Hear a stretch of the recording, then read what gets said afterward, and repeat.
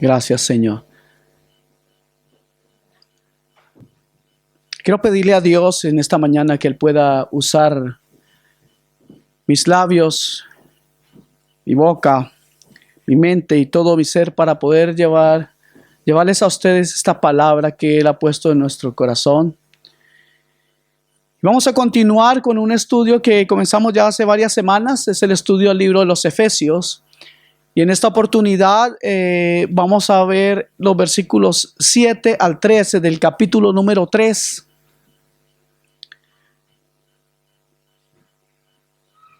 ¿Cómo se llama el libro que estamos estudiando? Amén. Qué bueno, Señor. Gracias porque vinieron mis hermanos. Gloria a Dios.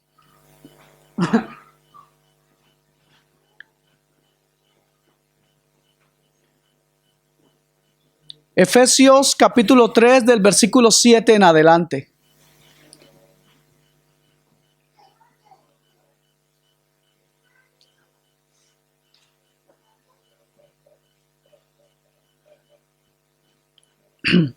Tengo una pequeña afección en la garganta, pero eso no importa, ¿cierto que no? Vamos a... Si me salen... En Colombia, yo no sé cómo le llaman ustedes en sus países. En Colombia le decimos gallo. Sí. Por favor, le agradecería al que haya traído maíz. No, ya vamos a... Ya viene el carro de bomberos para apagar este incendio en mi garganta. De todas maneras, amados hermanos, realmente me siento muy halagado de parte del Señor por permitirme continuar con esta labor de enseñar este libro, que creo que es fundamental para la iglesia y la comprensión de algo que, aunque nosotros ya entendemos y sabemos que Dios ha querido reunir todas las cosas en Cristo Jesús, según nos dice el mismo libro en el capítulo 2, versículo 10, es maravilloso entender que en ese momento incluso era importante esa revelación debido a que el mismo enemigo fue sorprendido por ella. Ya lo veremos un poco. Amén. Entonces vamos a leer juntos. ¿Qué les parece? Dice así la palabra del Señor. Versículo 7. Del cual él se refería perdón, les interrumpo. Se refería exactamente a qué? A este evangelio maravilloso. Ese evangelio, decía él, del cual yo fui hecho ministro por el don de la gracia de Dios que me ha sido dado según la operación de su poder. Continúen por favor ustedes leyendo.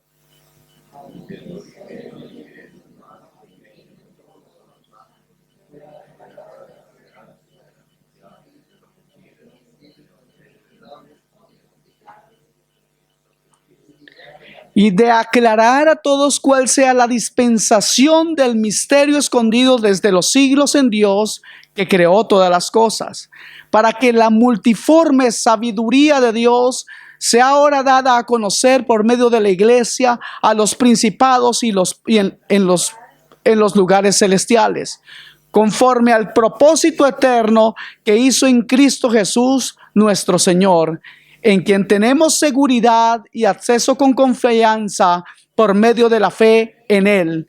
Por lo cual pido que no desmayéis a causa de mis tribulaciones por vosotros. Sí estamos leyendo, gloria a Dios. Es que a veces cuando paro también se quedan todos callados, pero esta vez lo han leído la mayoría. Bien, hermanos, hay algo que me parece importante en la primera frase. Dice Pablo que él fue hecho ministro. La palabra ministro aquí significa diácono. Ministro por el don de la gracia de Dios que me ha sido dado. Y esta frase es muy importante: según la operación de su poder. Yo creo que todos ustedes, hermanos amados, comparten conmigo de que Pablo tiene autoridad para hablar del poder de Dios, pues el fruto de su conversión no deja dudas. Vemos el poder de Dios en la vida de este hombre. Y aquí nos dice que él ha recibido el favor de Dios y ha sido a través de su poder que él ha sido transformado de perseguidor de la iglesia a diácono de la misma. Que Cristo le ha resucitado de muerte a vida que todo odio que él alguna vez sintió se desvaneció cuando tuvo ese encuentro poderoso con Cristo en el camino a Damasco. Eso sucedió en la vida de este hombre. Pero así como se desvaneció en la vida de él todo ese odio que tenía por los cristianos, ese mismo poder opera en nosotros. Y de igual manera se desvanece en nosotros todo pecado cuando Cristo es nuestro Señor. Cuando hemos tenido un encuentro genuino con Cristo, cuando la revelación de la palabra de Dios ha venido a nuestros corazones. Así es que la lujuria en una persona que antes ha sido adúltera, esa lujuria desaparece cuando es Cristo el Señor y gobernador de ese corazón. Amén. Cuando esa persona ha sido tocada por el poder de Dios. ¿Sabe? Es increíble, pero cuando un hombre ha sido tocado por el poder de Dios, no importa cuál haya sido su vicio, no necesita ir a Alcohólicos Anónimos, no necesita ir a ninguna otra parte, ni siquiera ser drogadicto, porque el poder de Dios, actuando en la vida de una persona, cambia de forma radical las cosas. El poder de Dios desvanece entonces todo pecado que ha sido instaurado o plantado en el corazón de los hombres a través de todas las artimañas del enemigo. Dios tiene un poder maravilloso que vuelve y convierte a aquel vanaglorioso en alguien noble, manso y humilde de corazón. Dios puede convertir a un asesino en un hombre realmente misericordioso. Ese es el poder del que Pablo hablaba, el poder de Dios que obró en él, pero que está a disposición suya y mía, pues Cristo vive. Tengo noticias para usted, Cristo está vivo. Amén. Definitivamente, hermanos, en ese encuentro del que estamos hablando, en ese encuentro que en esta escritura Pablo parece rememorar con gozo, ese encuentro le cambió la vida. Definitivamente Pablo nunca volvió a ser el mismo. Su humildad reflejaba el poder transformador de Dios. En él operaba el poder del perdón de Cristo. En él operaba el poder sobrenatural del amor de Cristo. Amén. Ese amor que se manifestó en la cruz del Calvario y que otorga a cada uno que cree la resurrección y vida eterna. Ese poder sigue vigente. ¿Lo pueden creer? Gloria a Dios. La pregunta es, ¿hemos nosotros experimentado eso? Hemos recibido un toque divino, una energía sobrenatural, algo que todo el conocimiento y toda la capacidad del hombre jamás podrá entregarnos. ¿Hemos recibido eso? ¿Tenemos eso en nuestro corazón y en nuestras vidas? Amén. Eso significa entonces, mis amados hermanos, que hemos recibido vida de lo alto. ¿Cierto que sí? Amén. Y podríamos decir, como decía Pablo, mas ya no vivo yo, mas Cristo vive en mí. ¿Pueden decir eso hoy? Amén. No sé por qué lo siento que todavía no me creen, pero está bien de que no me crean a mí. Es maravilloso que le crean a la palabra de Dios y por eso estén siguiendo ahí en la Biblia y comprobando que lo que estamos predicando está basado y fundamentado en la palabra de Dios. ¿Sabe, hermanos? Pablo sabía que para ser un ministro exitoso había que comenzar por estar juntamente crucificado con él, con Cristo. Era a partir de allí que él podía recibir el suministro, el constante poder de Dios que estaba basado en su amor y en su misericordia. En el versículo 8, ya comencé, dice lo siguiente: a mí que soy menos que el más pequeño de todos los santos. Eso dice la primera frase. ¿Saben ustedes cuál es el lugar donde pueden llegar a sentirse más avergonzados e indignos? Amén. En la presencia del Señor. Ayer estuvimos predicando y podemos darnos cuenta que en la predicación del Evangelio a veces nos podemos sentir también los cristianos más pequeños, los más chiquititos, como que no tenemos esa capacidad, a veces podemos sentir. Viene la gente de una forma totalmente agresiva, despectiva. Mi esposa compartió con unos jóvenes y les entregó algo que nosotros tenemos como un poco rompehielo, llamamos, que es dos figuritas que son de igual tamaño, pero al presentarlas son de dos colores, la una se ve más grande que la otra. Entonces cambiamos el lugar y luego es al contrario. Mi esposa compartió con unos jóvenes, les decía, y ya después en un momento que ya se separaron del sitio que estaban compartiendo con mi esposa, o se pararon en la entrada de una tienda, y yo estaba cerca de ahí, y un joven decía lo siguiente: ah, mire, que me sorprendió este truquito que hizo esta mujer, pero yo creo que voy a votar eso, porque eso como que tiene que ver con eso de la Biblia y esas cosas. Y sabe una cosa, yo me sentí un poco irritado y me acerqué, obviamente de manera amable, le pregunté si él sabía lo que tenía en las manos. Y me dijo: mire, lo que pasa es que yo creo que eso es de la Biblia y de Jesús y a mí eso no me interesa porque eso no es verdad. Ok, si para ti la Biblia no es verdad, no hablemos de la Biblia. Hablemos de lo que nosotros somos, tú y yo. ¿Conoces la ley moral? Y me decía, le pregunté, ¿sabes si es bueno matar, robar o adulterar? ¿Es bueno eso? No. Ok, si entiendes que no es bueno eso, quiero preguntarte de dónde salió todo esto. Esa es la ley moral de Dios, que viene de la Biblia. Pero Dios hizo algo diferente. Dios hizo algo aún más grande. ¿Y qué fue eso? Que puso esa ley en el corazón de cada uno de nosotros. No podemos ir a cualquier continente, en la parte más recóndita, en la parte donde esté la persona más ignorante, la tribu más ignorante de todas las tribus, y usted verá que en sus leyes hay algo que Dios ha puesto. Todos entienden que no deben quitar la mujer de su prójimo. Todos entienden que no deben robar las cosas de su hermano. Todos entienden que no deben matar. Y Dios ha hecho algo así. En el lugar donde nosotros estemos, podemos siempre predicar este evangelio teniendo en cuenta que la necesidad de los hombres está dentro de ellos.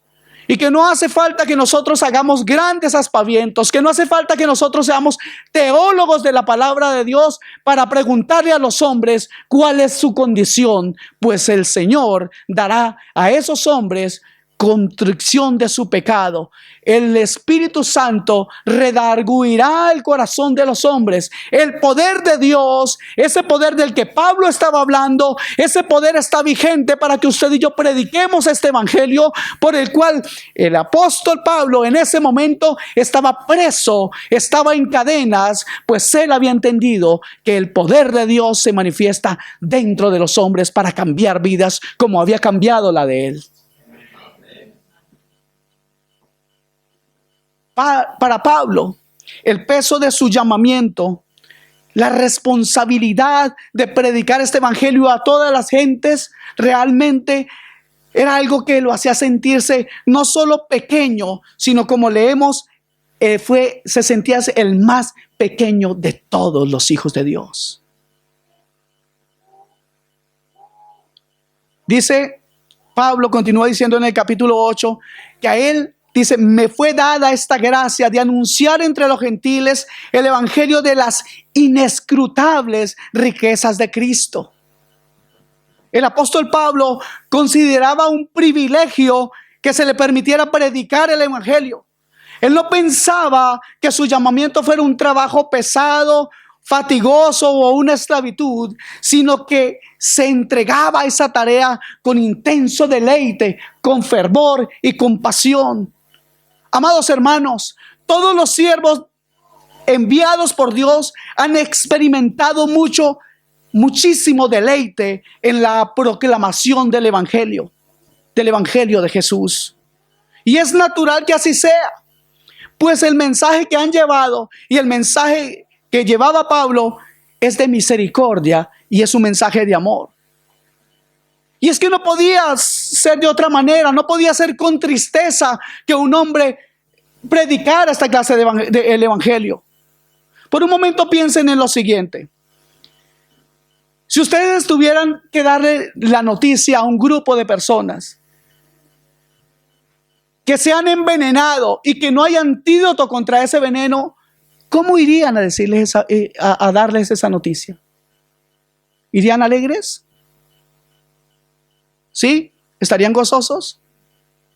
No los escucho. ¿Están aquí? ¿Ok? Estamos de acuerdo, ¿cierto? Pero si por el contrario ustedes tuvieran la encomienda, tuviera usted la misión de entregarle a una cantidad de personas un antídoto para una enfermedad incurable, seguro que tendría mucho gozo al hacerlo, seguro que tendría mucha alegría, seguro que correría a entregar esas buenas nuevas, a entregar a esos hombres y mujeres que estaban moribundos la salvación de sus vidas. ¿Estarían ustedes alegres, sí o no? Amén. De esta manera, hermanos, debemos predicar el evangelio de Dios. Ustedes y yo, amados hermanos, somos portadores del más gozoso, del más grande, del más sublime de todos los mensajes o noticias para los hombres. Ustedes y yo tenemos en nosotros la capacidad de decirles a los hombres que en Cristo hay vida, y vida en abundancia. No cualquier vida, sino vida eterna. Amados hermanos, mire, hay algo que pasó en el nacimiento de Cristo. Cuando los ángeles fueron comisionados por una sola ocasión, fíjese bien, por una sola ocasión. Los ángeles no fue sino por una sola ocasión que fueron comisionados a predicarle a los hombres.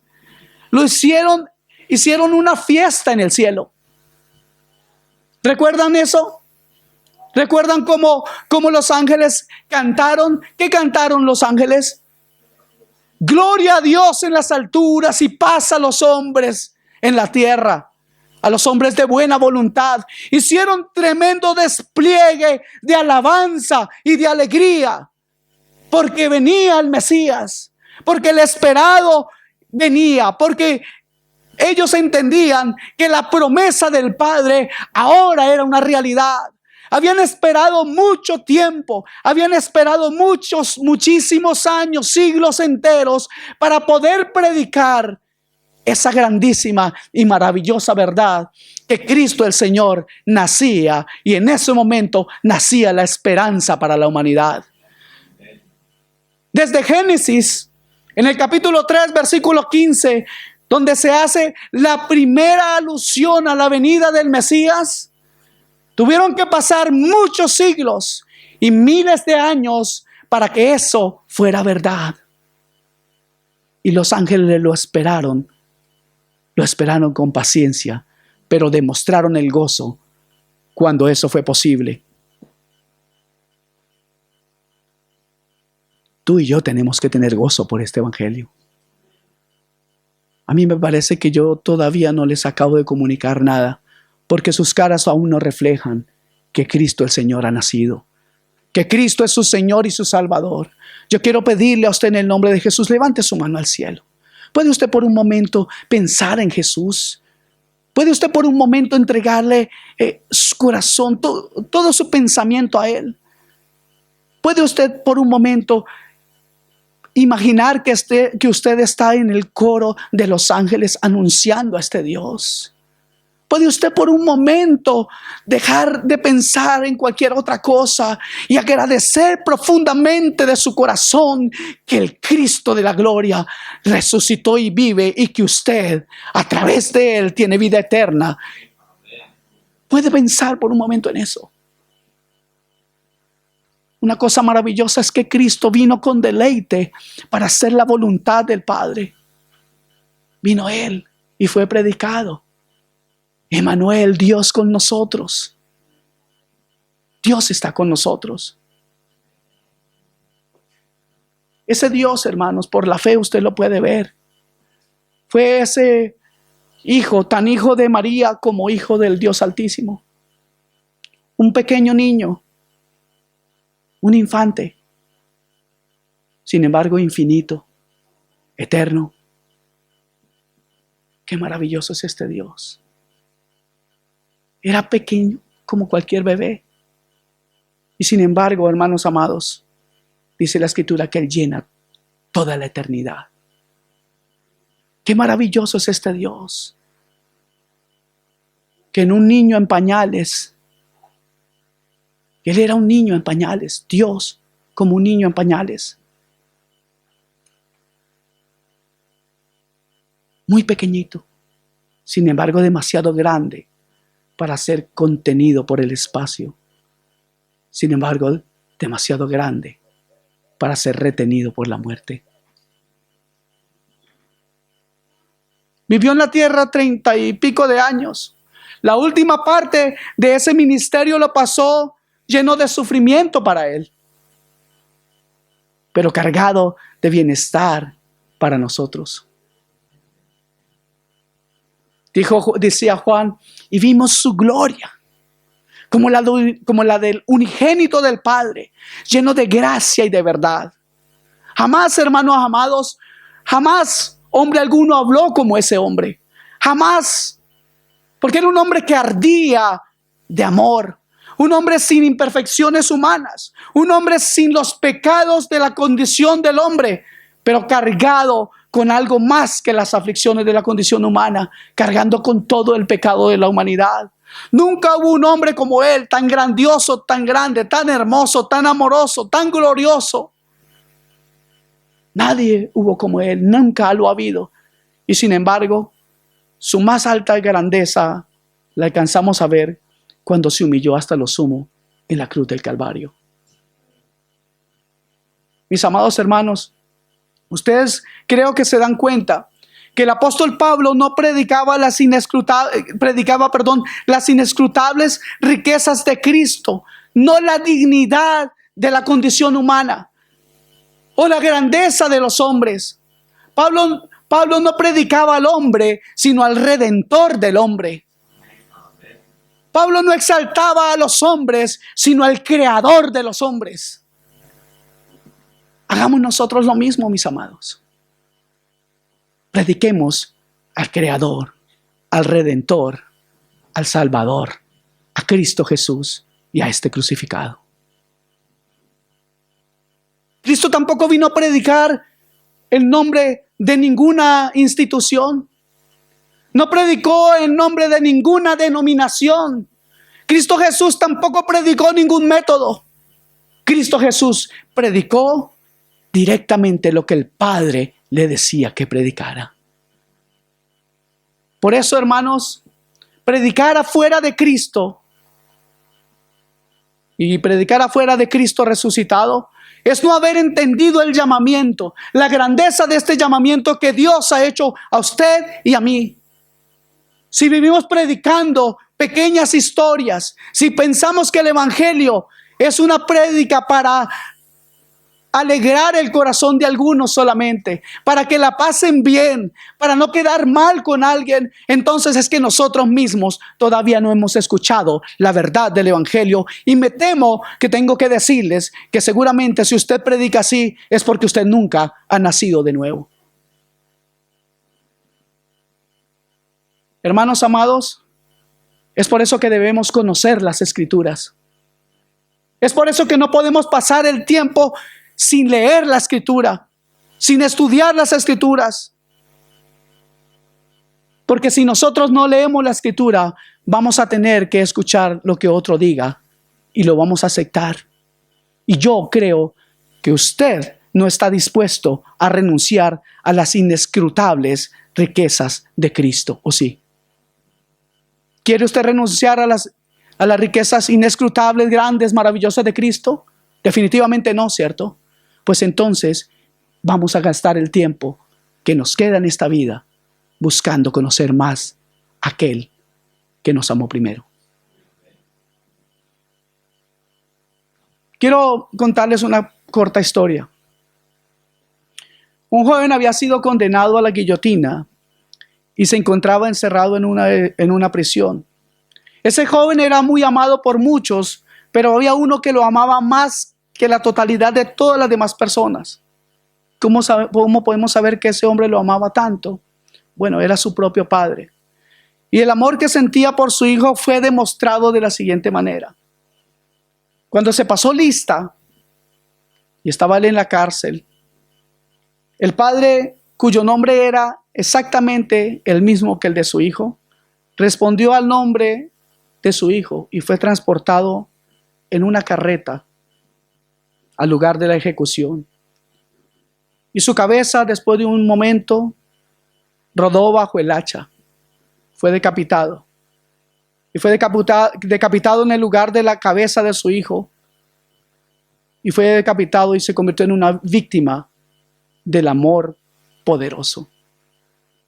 Yo creo que aquí podemos ver la imagen del amor de Cristo por los pecadores. Pues Jesús así murió por los impíos, visto como un impío, sin serlo. Si no hubiera habido impíos, pues ni los impíos ni el mismo Cristo habían tenido necesidad de morir. Si ellos no hubieran pecado, no habría habido necesidad de un sufriente Salvador. Si nosotros no hubiéramos pecado, Cristo no había tenido la necesidad de morir en la cruz. ¿Cierto que no? Cuando digo nosotros, estoy hablando de la humanidad. Mas Jesús, hermanos, demostró su ilimitado amor en que siendo nosotros aún pecadores, Él murió por nosotros. Siendo enemigos de Él, Él murió por nosotros.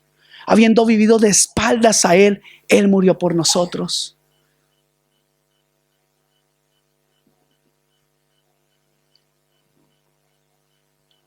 Amados hermanos, había una gran lista por la cual Cristo murió. Y en esa lista estábamos inscritos, usted y yo. ¿Puede darle gracias a Dios por eso?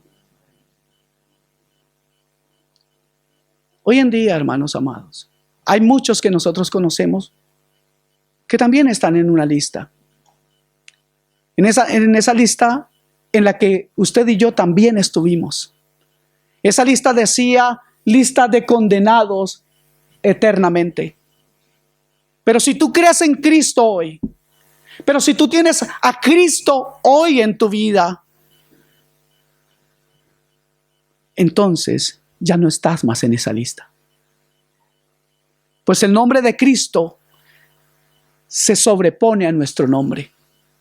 En esa lista ya no está mi nombre. En esa lista dice Jesucristo, el Salvador.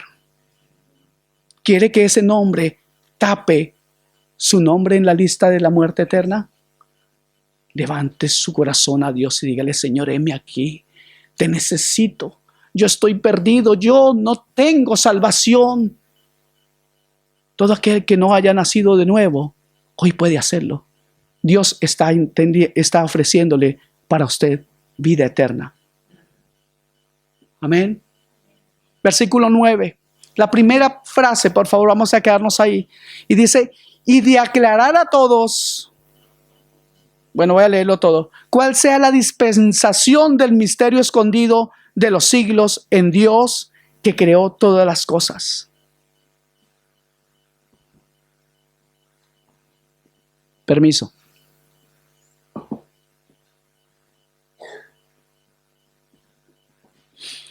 Amados hermanos, fíjense volvamos a la primera frase. Entonces, y de aclarar a todos, aclarar. Aquí la palabra base es aclarar. Pablo, como evangelizador, tenía la misión de aclarar a todos. Debía sentirse responsable de que todos los que oyeran entendieran el contenido del evangelio. Para Pablo habían dos verbos que parecían sinónimos en su mente. Y el uno era predicar y para él iba junto aclarar. Amén. Para él predicar las inescrutables riquezas de Cristo era igual que aclarar en la mente de sus oyentes el contenido del evangelio y los desafíos del evangelio. La palabra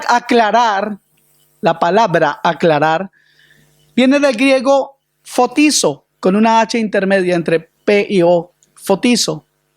y significa arrojar luz sobre, y en este caso sobre los pasos que Dios había seguido para salvar y formar su pueblo. Era iluminar por el Espíritu Santo en las mentes de los gentiles los propósitos con que se creó la familia de los santos, de la cual usted y yo somos miembros. ¿Sabía eso, cierto? Gloria a Dios. Entonces sigue diciendo el versículo que aclarar a todos cuál sea la dispensación del misterio escondido desde los siglos en Dios que creó todas las cosas. Bien, sabemos que Dios le había revelado el secreto a Pablo de que, aunque para los hombres sería imposible, Dios había determinado salvar a los gentiles y a los judíos por medio de la obra de Cristo en la cruz. Y me atrevo a decir que para los hombres era imposible, porque cuando miramos con detenimiento las costumbres, usos, cultura de esos pueblos, encontramos unos contrastes terribles. Por eso repito, me parece imposible, pues parecía imposible conciliar algo entre esos dos pueblos. Entre esos dos pueblos había tremendo odio y rechazo. Habían esos dos pueblos, ¿cuáles eran? El pueblo gentil y el pueblo judío, o el judío y el gentil. Conozcamos más a los judíos. ¿Qué les parece si conocemos un poco más a los judíos? Vamos a ver si de pronto alguno se siente identificado. Ojalá que no. Gloria a Dios. Cuando nosotros pensamos en judíos, pensamos inmediatamente en fariseos. ¿Cuánto les pasa eso? ¿No? Bueno, a mí sí, a veces. Y cuando pensamos en un fariseo, ¿en qué pensamos? En hipocresía, ¿cierto? Era un pueblo hipócrita que quería demostrar cosas que no era. Jesucristo mismo les dijo: generación de víboras, hipócritas. No se cansó el Señor Jesús de decirles todas estas cosas. Cuando pensamos en los judíos, pensamos en la dureza del corazón de aquellos hombres. Pensamos en el fanatismo. Pensamos en el legalismo, pues ellos ponían cargas a los demás que ellos mismos no podían llevar. Pensamos en hombres que decían amar a Dios, pero que lo negaban con su forma de ser. Pensamos en hombres que decían amar a Dios y adorar a Dios, pero tenían más amor por sus propias obras y sus propios conocimientos, o más bien por sus propias leyes. Decían amar a Dios y no hacerse imagen diferente de Dios, pero creaban un Dios de ellos mismos, pues con sus propias leyes cargaban de leyes a los demás hombres. Decían: Dios dice esto, sin embargo Dios no lo había dicho. Ellos hacían sus propias leyes. Eso era lo que hacían. Decían que ellos no se inclinaban a nadie, pero se inclinaban a su propio orgullo. Decían que no juraban en vano, pero eran capaces de despojar con un juramento a las viudas. Esa clase era la clase de los judíos. Decían respetar mucho el día de reposo, y por pura religiosidad ponían sus caras como si estuvieran ayunando. Querían demostrarle a los demás que ayunaban. Querían hacer diferentes oraciones. Hacían demasiados cultos o ritos, pero su corazón estaba lejos de Dios. Decían honrar a sus padres y a sus madres, pero cuando podían, ni siquiera bendecían a sus padres y hicieron una ley para no tener que darle nada a sus padres. Y decían que eso lo habían consagrado para Dios. Eso era el pueblo judío. Decían que nunca matarían, pero se cansaron de matar.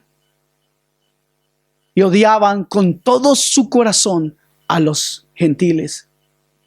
Y ya sabemos que Cristo nos ha dicho que cuando odiamos de esa manera, somos culpables de homicidio. Decían no querer cometer adulterio. Sin embargo, adulteraban primeramente la palabra de Dios con sus nuevas leyes. Decían que no querían robar, que se cuidaban de no robar, pero robaban, como les repito, aún a las viudas. Decían no codiciar, pero la envidia les corroía. Decían no levantar falso testimonio. Y a Cristo el Señor le condenaron ellos basado en falsos testimonios. ¿Cuántos se sienten identificados con eso? No me van a tirar nada. De verdad que... Pero es algo importante tener en cuenta qué clase de pueblo era este. Hace un momento les decía al inicio que hay otro motivo muy fuerte por el cual el misterio no se había revelado. ¿Cuál era el misterio? Ese que judíos y gentiles iban a ser un solo pueblo. Eran un pueblo nuevo en Cristo. Eran como un solo hombre en Cristo. Había ese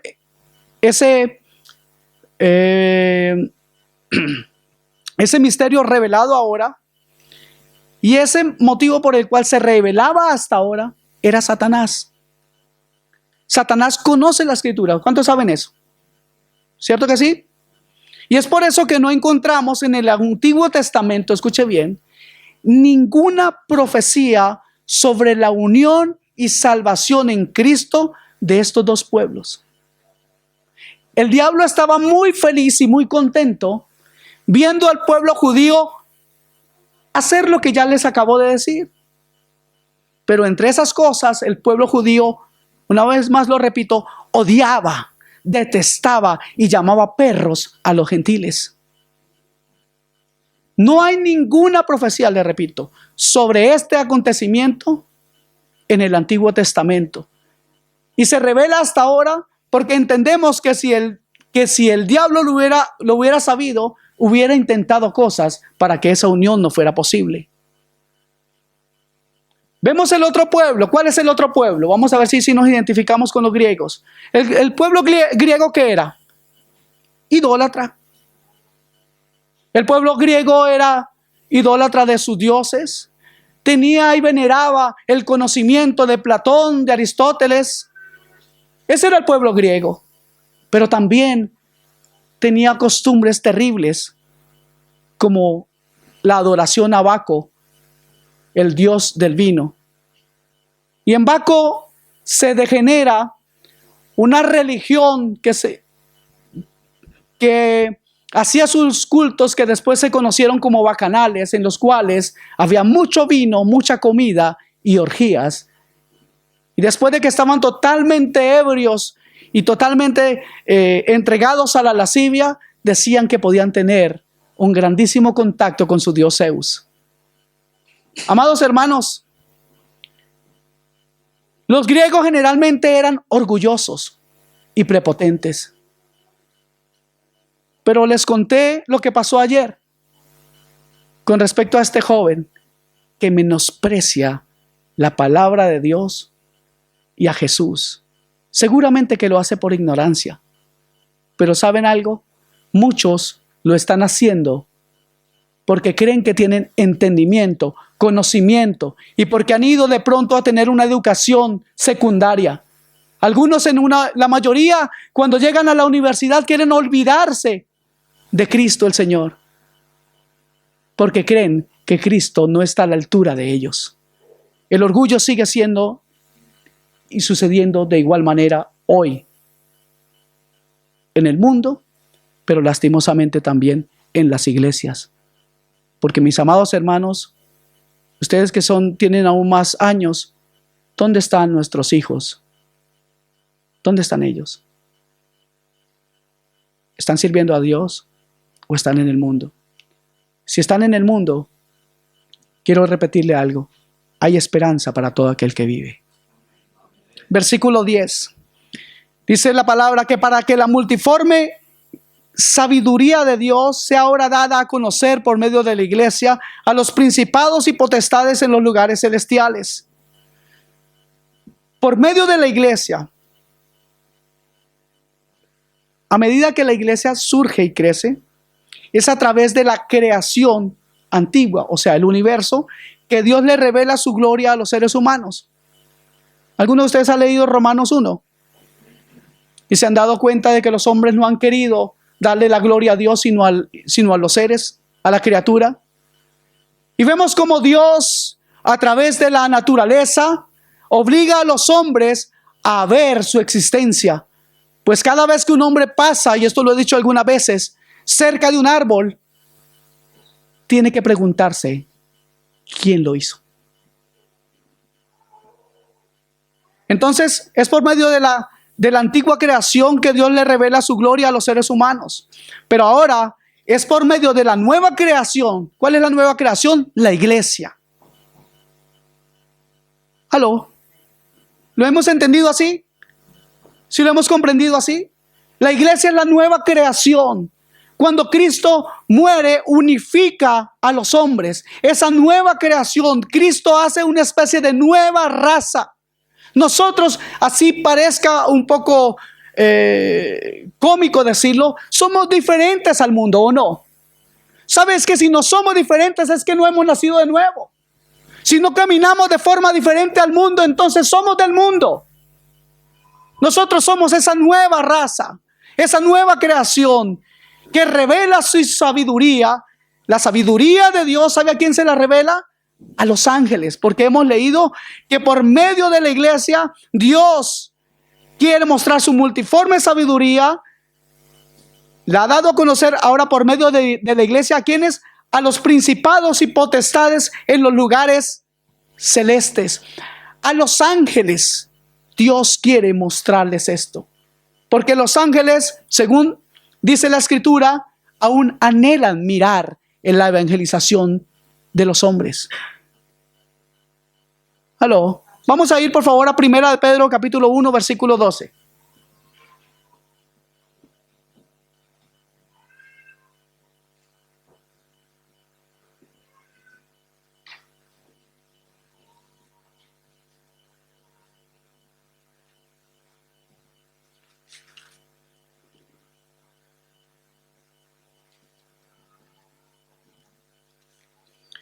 ¿Me pueden decir amén cuando lo tengan listo? Dice así: a esto se le reveló que no para sí mismos, sino para nosotros administraban las cosas que ahora os son anunciadas por los que os han predicado el evangelio por el Espíritu Santo enviado del cielo. Este evangelio que ha sido predicado,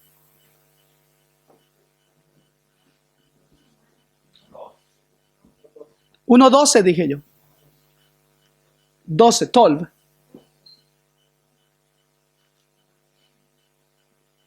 ¿Sí estoy bien? Ahora sí. Bueno, entonces así dice: a esto se le reveló que no para sí mismos, sino para nosotros administraban. ¿A quiénes se le reveló eso? ¿A quién? No escucho. No, a esto se le reveló que no para sí mismos, sino para nosotros administraban las cosas que ahora os son anunciadas por los que os han predicado el evangelio por el Espíritu Santo enviado del cielo. ¿A quién se está refiriendo? A los apóstoles y profetas. Amén. Y dice la escritura aquí que esas cosas las anhelan mirar los ángeles, porque los ángeles no pueden predicar. Entonces le pido que en esta hora usted valore el privilegio que tiene de parte de Dios de predicar la palabra de Dios. Amén. Versículo 11 de Efesios 3. Conforme al propósito eterno que hizo en Cristo Jesús nuestro Señor. Vamos a quedarnos hasta ahí.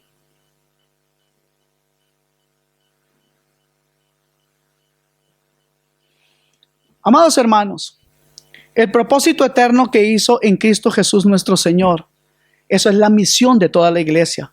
El apóstol Pablo declara que es responsabilidad de la iglesia dar a conocer la multiforme sabiduría de Dios conforme a su propósito eterno. O sea, comunicar a todos el evangelio de Dios.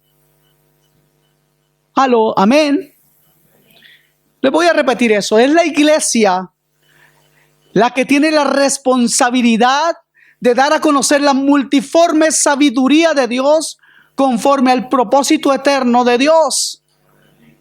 Comunicar el evangelio. Mateo 28, 18 al 20 dice: y Jesús se acercó y les habló diciendo: toda potestad me es dada en el cielo y en la tierra. Por tanto, id y haced discípulos a todas las naciones, bautizándolos en el nombre del Padre y del Hijo y del Espíritu Santo, enseñándoles que guarden todas las cosas que os he mandado. Y aquí yo estoy con vosotros todos los días hasta el fin del mundo. Todos los días está con nosotros para que prediquemos este evangelio. El evangelio de las inescrutables riquezas de Cristo. Marcos 16, 15 y 16 dice lo siguiente: y les dijo Jesús: id por todo el mundo y predicad el evangelio a toda criatura. El que creyere y fuere bautizado será salvo, mas el que no creyere será condenado. Amados hermanos, la divulgación del evangelio se debe realizar de dos maneras inseparables: el mensaje visible y el mensaje audible. Ambas son indispensables. El mensaje visible de la iglesia es el que comunica que se comunica a través de la vida y conducta de los miembros. En otras palabras, el testimonio. ¿Cierto que sí? La unidad, la santidad, el amor fraternal, el servicio, las buenas obras, la armonía familiar. Amados hermanos, la iglesia es un pueblo diferente al resto del mundo. Se lo dije hace un rato. ¿Somos nosotros diferentes allá afuera? Los discípulos de Cristo, hermanos amados, van aprendiendo día tras día a ser humildes, mansos, justos, sinceros, buenos, amables, respetuosos, modestos, fieles, veraces. La meta de ellos es ser como Jesús. Amar a sus enemigos, perdonar a los que le odian, servir a los necesitados, ser solidarios con los que sufren y vencer con el bien el mal. Esa es la iglesia. De este modo la iglesia llega a ser luz de este mundo. Hay una pregunta que quiero hacerles. ¿Algunas veces ustedes han visto a una lámpara o a la luz gritar? No, ¿cierto que no? La luz no habla, no grita, pero de un modo muy efectivo resplandece en las tinieblas. A veces no necesitamos hablar mucho. Dios tiene que ayudarnos para ser cada día mejores representantes de su obra. ¿Cuántos necesitan mejorar en eso? Yo el primero. ¿Usted necesita eso? Amén. Nuestra misión entonces es doble: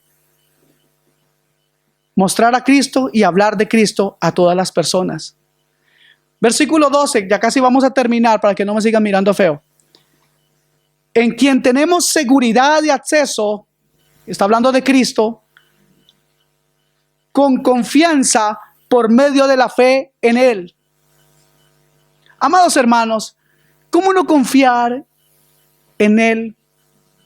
¿Cómo no sentirnos seguros en Él? ¿Cómo no sentirnos respaldados en Cristo? ¿Cómo no sentir seguridad en alguien tan fiel? ¿Cómo no poder sentirnos consolados en alguien como Jesús? ¿Cómo no podernos sentir fortalecidos en alguien como Jesús? Mira, hermanos, recordemos algo. El apóstol estaba en la cárcel de Roma. ¿Recuerdan eso, cierto? Los hermanos en Éfeso se entristecieron al conocer que estaba preso. Por eso Pablo le dirigió estas palabras de aliento. El término clave en estos dos versículos siguientes es fe. Amados hermanos, en las tribulaciones la fe desempeña un papel muy importante. Constituye una respuesta positiva de parte nuestra hacia Dios. Pues Él ha comprado nuestra vida. Y si respondemos nosotros con fe realmente, creo que eso es lo que Dios espera de nosotros. Creer significa recibir la palabra de Dios en nuestro corazón y en nuestra mente como una verdad absoluta. ¿Sabe? Eso estorba a muchos. A los intelectuales, a los que tienen un poco de conocimiento, no les gusta que hablemos de una verdad absoluta. Para ellos todo es muy relativo. Y como todo es muy relativo, creo en la Biblia a mi manera, creo en Dios a mi manera, porque todo es relativo. Así está el mundo. Pero déjeme decirle que eso no es un privilegio solamente del mundo. Algunos en las iglesias todavía no creen y están en la iglesia.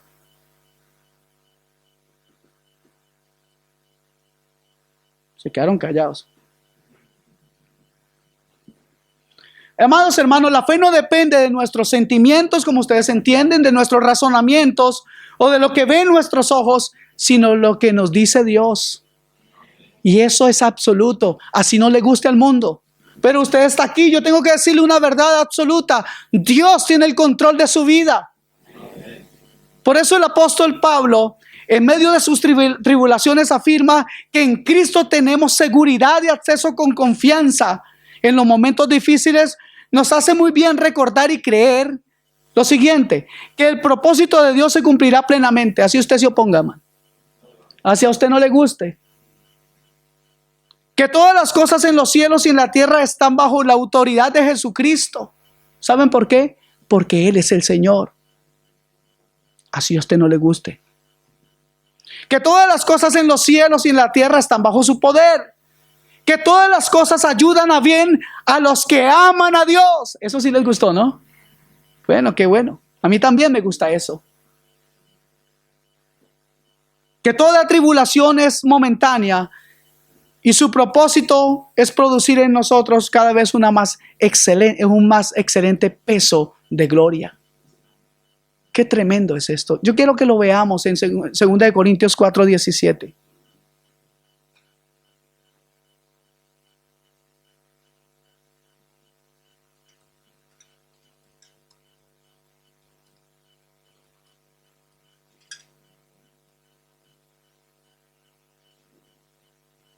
Dice así la palabra del Señor.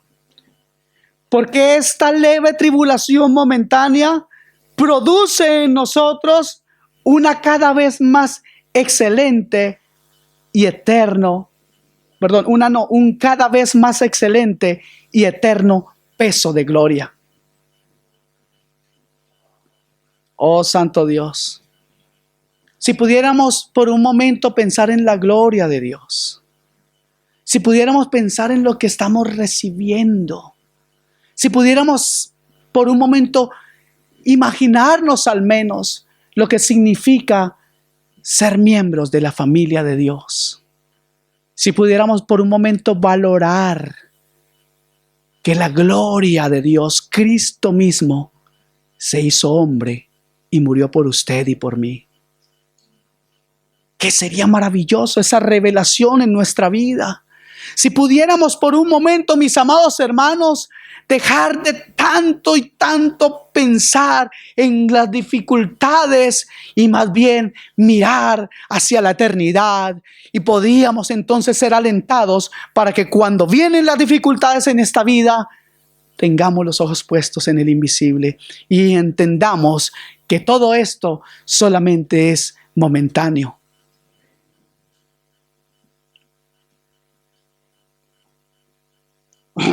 Dice el versículo 13. Por lo cual pido que no desmayéis a causa de mis tribulaciones por vosotros, las cuales son vuestra gloria. Wow.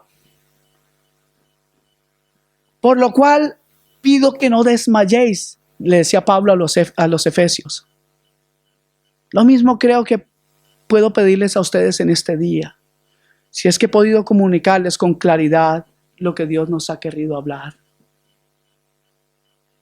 No desmayen, hermanos. Mi amado hermano, no te rindas. Yo no sé cuántas personas en tu familia causan peso y dolor en tu corazón. Yo no sé cuál es el pecado que tú conoces que te ha afligido. Pero te digo en Cristo Jesús, no te rindas. No te rindas. Él es victorioso y esa victoria es nuestra en Él, si estamos en Él. No desmayen a causa de mis tribulaciones por vosotros, los cuales son vuestra gloria, dijo Pablo.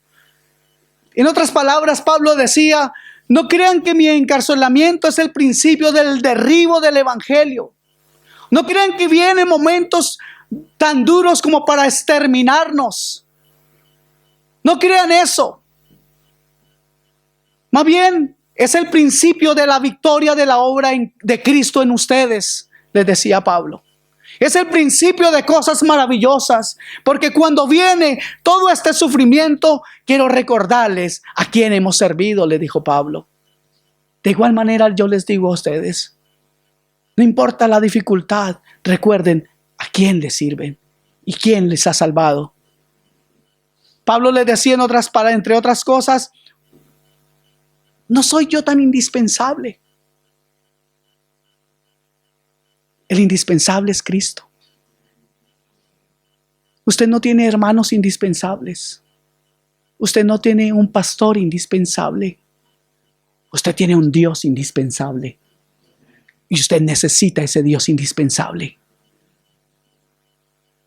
Ustedes tienen y necesitan ese Dios. Ese Dios que han conocido, el Dios que puede salvarlos. Ahora también ustedes tienen el gran honor de servir al Dios vivo. Ahora ustedes y yo tenemos ese grandísimo privilegio. Ustedes y yo, hermanos amados. Los sufrimientos, déjeme decirle esto, hermanos, si vemos la vida de Pablo, los sufrimientos y el honor o la gloria están permanentemente unidos en las historias del Nuevo Testamento y aún en las de los profetas del Antiguo Testamento. Jesús mismo dijo que entraría en su gloria a través del sufrimiento y que sus seguidores tendrían que pasar por la misma senda. Sin embargo, Pablo aquí dice algo diferente, y es que sus sufrimientos, los de Pablo, le traerían a ellos, a los gentiles, su gloria, la gloria de Dios.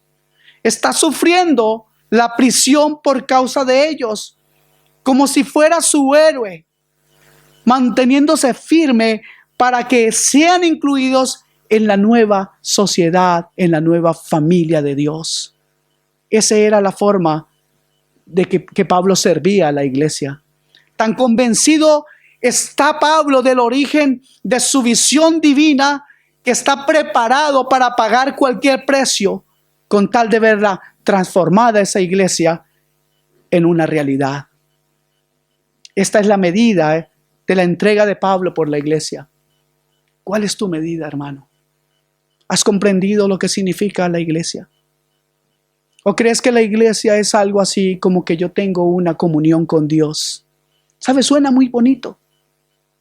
Suena muy bonito cuando muchos dicen, yo tengo una comunión con Dios y voy a la iglesia y prefiero no hablar con nadie, me voy rápido. ¿Creen ustedes que esa es la idea por la cual el Padre entregó a su Hijo en la cruz del Calvario? ¿Para que usted tenga una iglesia individual? ¿No pagó Cristo con su sangre por una iglesia?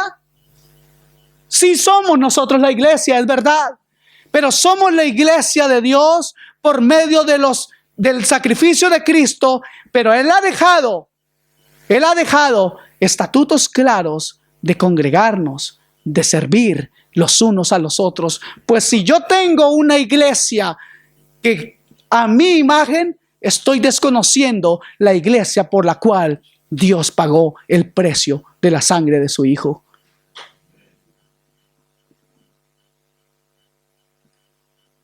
Esta es la medida, les decía, que Pablo tenía. Ya casi termino. Saben que me falta media hora todavía. Cuando digo esto, algunos ya no quieren que lo repita. Ok. Por supuesto que nosotros podemos argumentar que Pablo era excepcional. Claro que sí, después de todo era el apóstol Pablo. Él tenía un llamado especial a los gentiles. Había recibido una revelación especial y una comisión especial. Así que era de esperarse de que Pablo pudiera vivir de esa manera. Sin embargo, ese principio de la revelación es aplicable, hermanos, a todos los cristianos. O sea, eso también se aplica a usted y a mí. Si la iglesia es central para el propósito de Dios, si la iglesia es tan importante para el deseo de Dios, eso lo vemos tanto en la Biblia como en la historia. Por cierto, debe ser también algo importante para nuestra vida la historia de la iglesia. Y si es tan importante para Dios el poder constituir la iglesia, ¿cómo podemos tomar a la ligera lo que Dios toma con tanta seriedad? ¿Cómo nos atrevemos a sacar del centro del pensamiento de la Biblia lo que Dios quiere y ponerlo a un lado para ponernos nosotros en nuestro pensamiento y determinar que la iglesia debe moverse más o menos así o asá? La iglesia debe hacer esto, la iglesia debe hacer lo otro, y nos llenamos de ideas de cómo la iglesia debe ser. Pero creo que hoy el Señor nos ha hablado de más bien cómo nosotros debemos ser como miembros de esa iglesia. Amén. No debemos sacar las cosas que Dios ha establecido. Por el contrario, debemos buscar ser miembros responsables de la iglesia, activos en alguna manifestación de la iglesia local, que además es parte de la iglesia universal. Porque somos un cuerpo en Cristo, ¿sí o no? No podemos aceptar ideales mediocres, hermanos, que están lejos de las ideas del Nuevo Testamento.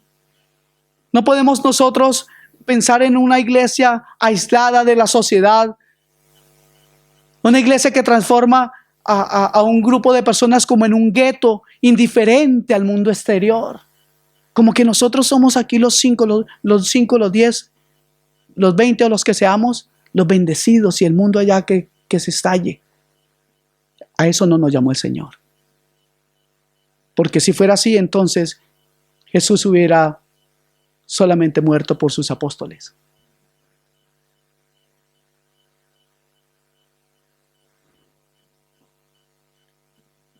Si más bien en lugar de eso, como hizo Pablo, mantenemos la visión de la nueva sociedad de Dios como una familia, como el lugar de su morada y el instrumento de Él en el mundo. Si pensamos como iglesia en las manos de Dios, seguramente que podemos pensar en un compañerismo más amoroso. Entonces estaremos constantes procurando que la adoración de nuestra iglesia sea más auténtica, que el servicio en nuestra iglesia sea genuino. En otras palabras, estaremos listos como Pablo para orar, trabajar y, si es necesario, sufrir a fin de transformar esa ilusión que usted tiene en su corazón de servir a Dios en una realidad genuina. Querer servir a Dios es algo hermoso, pero debe hacerse bajo el fundamento de la palabra y no bajo las ideas de ningún hombre.